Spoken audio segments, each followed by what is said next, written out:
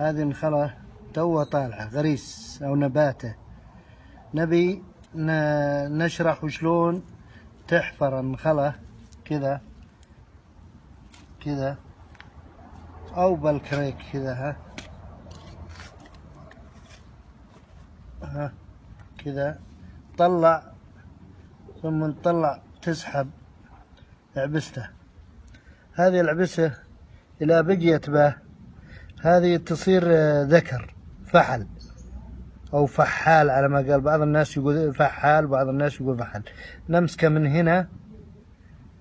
هنا ونطلع العرق الأساسي للعبسة. طلعناها الحين خلاص انتهينا منه.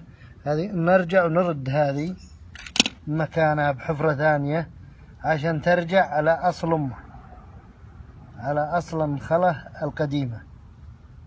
وش هي؟ برحية سكرية حلوة شقرة مكتومي، ترجع على الأصل كذا بعد ما شلنا منها العبسة والعرق هذا.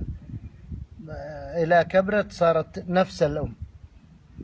والسلام عليكم. هذا شرح كيف تخصى النباتة.